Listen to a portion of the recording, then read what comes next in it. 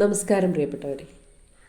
ഞാനിന്ന് നിങ്ങൾക്ക് മുമ്പിൽ പ്രൊഫസർ APJ അബ്ദുൽ കലാമിൻ്റെ അഗ്നിച്ചിറകുകൾ എന്ന പുസ്തകത്തിലെ എൻ്റെ മനസ്സിനുടക്കി ഒരുപാട് വർഷങ്ങൾക്ക് മുൻപ് വായിച്ചതാണെങ്കിലും വീണ്ടും ഞാൻ ഒരിക്കൽ കൂടെ ആ ഒരു പുസ്തകത്തെ കഴിഞ്ഞ 2-3 ദിവസങ്ങൾക്ക് മുൻപ് എടുത്ത് അതിൽ കുറച്ച് പേജുകളിലൂടെ ഇങ്ങനെ ഓടിച്ചു പോകുമ്പോൾ നമ്മുടെ വിജയത്തിന് ഏറ്റവും ആധാരമായ ഏറ്റവും പ്രധാനപ്പെട്ട ഇമ്പോർട്ടൻ്റ് ആയിട്ടുള്ള കാര്യം എന്ന് പറഞ്ഞാൽ ദൈവത്തോടുള്ള അടുപ്പമാണ്. അത് എങ്ങനെ എന്നുള്ളത് നമ്മളൊരുപാട് പല എല്ലാ മതവിഭാഗങ്ങളിലും പലതരത്തിലുള്ള പ്രാർത്ഥനകളും എല്ലാം തന്നെയുണ്ട്. പക്ഷേ എന്നിരുന്നാലും അതിൽ നിന്ന് വ്യത്യസ്തമായിട്ടും എല്ലാവരും പറഞ്ഞതും പഠിച്ചതും ഒക്കെയാണ്. എന്നിരുന്നാലും നമ്മളുടെ ഒരു ആന്തരികതയിലേക്ക് നമ്മൾ ദൈവവിശ്വാസത്തിനെ ഇണക്കി ചേർക്കുമ്പോൾ കിട്ടുന്ന ഒരു വെളിച്ചമുണ്ട്. അതിനെക്കുറിച്ച് അദ്ദേഹത്തിൻ്റെ ആ ഒരു പുസ്തകത്തിൽ എഴുതിയിരിക്കുന്ന കുറച്ച് കാര്യങ്ങൾ ഞാൻ നിങ്ങൾക്ക് വായിച്ചു തരാൻ വേണ്ടിയിട്ടാണ്.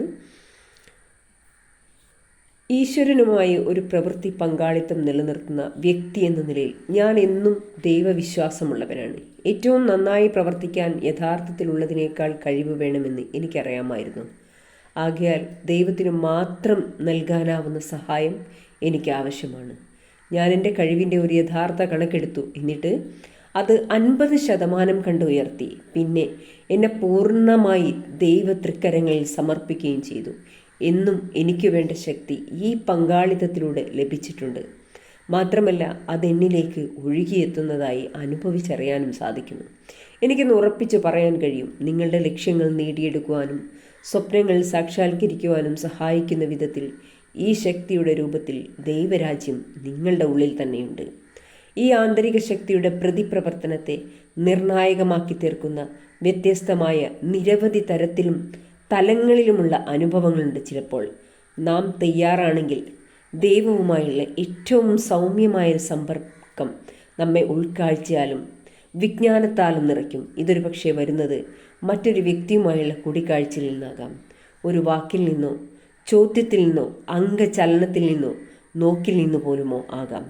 പലപ്പോഴും ഇതൊരു പുസ്തകത്തിൽ നിന്നോ സംഭാഷണത്തിൽ നിന്നോ വാക്യബന്ധത്തിൽ നിന്നോ കവിതയിൽ നിന്നോ എന്തിന് ഒരു ചിത്രത്തിൻ്റെ ദർശനത്തിൽ നിന്ന് പോലുമോ ആകും വരിക.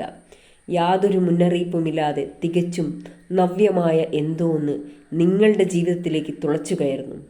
അങ്ങനെ തുടക്കത്തിലെ തന്നെ ഒട്ടും ബോധപൂർവമല്ലാത്ത ഒരു രഹസ്യ തീരുമാനം എടുക്കാൻ അദ്ദേഹം ഈ ഒരു ദൈവവുമായിട്ടുള്ള ഒരു അടുപ്പം അത് അത്രയും ഉള്ളിൽ തട്ടി അദ്ദേഹം ഒരു ഹോട്ടൽ മുറിയിലേക്ക് കടന്നു ചെന്നപ്പോൾ അദ്ദേഹം അതുവരെ പ്രതീക്ഷിക്കാതിരുന്ന കാണാതിരുന്ന ഒരു പുസ്തകം അദ്ദേഹത്തിന് ആ സോഫയിൽ നിന്ന് കിട്ടുകയും അത് അദ്ദേഹം വായിക്കുകയും അതിൽ നിന്നും ജോർജ് ബെർണാഡ് ഷായുടെ ഒരു വരികളിൽ നിന്ന് അദ്ദേഹത്തിൻ്റെ ജീവിതത്തിലേക്ക് കടന്നു വന്നപ്പോഴുണ്ടായൊരു മാറ്റം, അതായത് വിവേകികളായ എല്ലാ മനുഷ്യരും ലോകത്തോട് സ്വയം രമ്യപ്പെട്ടു പോകും. എന്നാൽ ചുരുക്കം ചില അവിവേകികളാകട്ടെ ലോകത്തെ തന്നോട് രഞ്ജിപ്പിക്കാനാകും ശ്രമിക്കുക. ലോകത്തിൻ്റെ സർവ്വ പുരോഗതിയും ആശ്രയിച്ചിരിക്കുന്നത് ഈ അവിവേകികളിലും അവരുടെ നവീനവും പലപ്പോഴും നാട്ടുനടപ്പിനിണങ്ങാത്തതുമായ പ്രവൃത്തികളിലുമാണ്.